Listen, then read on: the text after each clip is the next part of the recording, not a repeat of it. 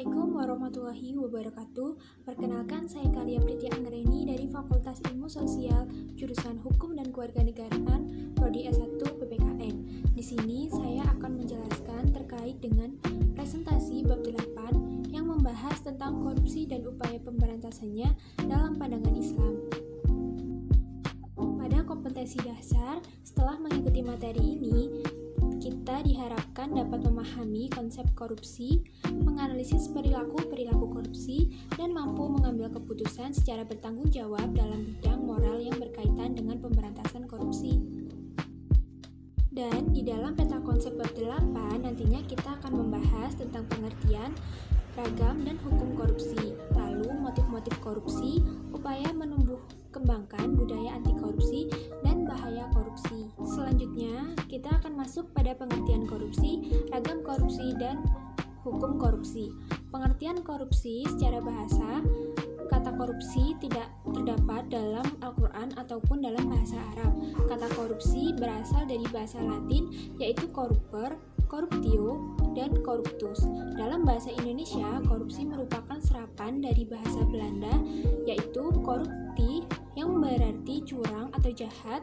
Oleh karena itu, korupsi diartikan sebagai tidak memanfaatkan dana publik yang seharusnya dipakai untuk kepentingan umum, tetapi malah dipakai untuk kepentingan pribadinya.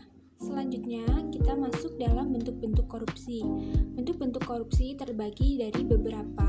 Yang pertama adalah gulul atau penggelapan, yang pada mulanya merupakan istilah untuk penggelapan harta rampasan perang yang belum dibagikan kepada yang berhak. Yang kedua adalah rishwah atau suap. Istilah ini berasal dari kata rasyia, yarsyu, rishwah, yang berarti menyuap atau menyokok. Orang yang menyuap disebut al-rashi, sedangkan orang yang mengambil disebut al-murtashi, dan orang yang menjadi perantara disebut sebagai al-rashi. Yang ketiga adalah hadiah atau gratifikasi.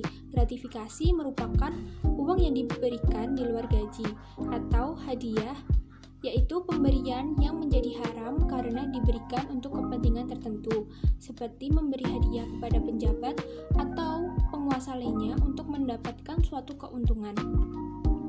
Yang keempat adalah sarikoh atau pencurian. Berasal dari bahasa Arab saroko atau yasriku, yang berarti mencuri. Mencuri tersebut terbagi dari beberapa perihal, yaitu pertama adalah merampok, memalak, dan mencopet. Yang kelima adalah khianah atau khianat atau kecurangan, merupakan tindakan tidak jujur, melanggar janji, kesepakatan, dan sumpah. Selanjutnya, hukum pada koruptor. Tindakan kejahatan seperti korupsi biasanya disesuaikan pada modus kejahatannya. Misalnya, pada orang yang mencuri, maka diberlakukan hukum potong tangan. Walaupun pada dasarnya bertentangan dengan hak asasi manusia, namun dengan begitu akan menimbulkan rasa jera sekaligus pelajaran bagi orang-orang di sekitarnya. Hukuman lain bagi koruptor adalah takzir, yaitu hukuman yang dimulai dari paling ringan seperti dipenjara dan hukuman yang paling berat seperti pada hukuman mati. Motif-motif korupsi. Motif-motif korupsi terbagi menjadi dua, yaitu motif internal seperti pada sikap terlalu mencintai harta atau hub al-dunya sehingga sikap tamak dan serakah, gaya hidup yang konsumtif dan hedonis, pemahaman agama serta iman yang dangkal sehingga hilangnya suatu kejujuran. Yang kedua adalah motif eksternal, yang meliputi adanya kesempatan pada sistem yang rapuh sehingga menimbulkan suatu peluang, faktor budaya atau kebiasaan, faktor kebiasaan dan kebersamaan, serta penegak hukum yang lemah. Bahaya korupsi terhadap berbagai aspek kehidupan yang dimulai dari individu sampai dengan sistem ekonomi. Bahaya korupsi pada individu akan menuai dampak negatif bagi dirinya sendiri, seperti pada masuk neraka, tidak mencapai derajat takwa yang tinggi, kesadaran agama yang sempit, tidak diterima amal dan ditolak doanya karena memakan barang yang haram.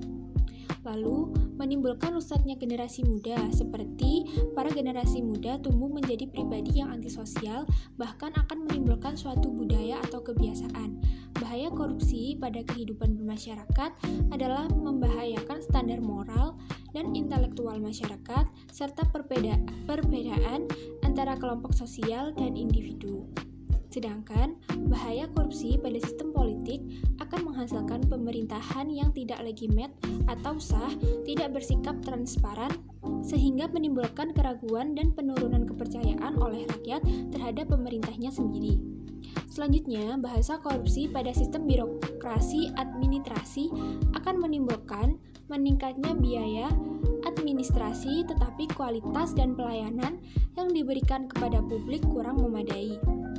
Dan selanjutnya, yang terakhir adalah bahaya korupsi terhadap sistem ekonomi dapat menimbulkan berkurangnya investasi modal dalam negeri maupun dari luar negeri, serta menghambat pertumbuhan dan laju ekonomi. Upaya menumbuh kembangkan budaya anti korupsi.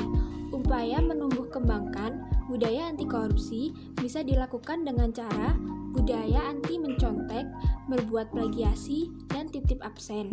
Kemudian, memegang teguh amanah yang telah dipasrahkan kepada kita, baik itu amanah manusia terhadap Tuhan, amanah manusia terhadap orang lain, serta amanah manusia terhadap dirinya sendiri.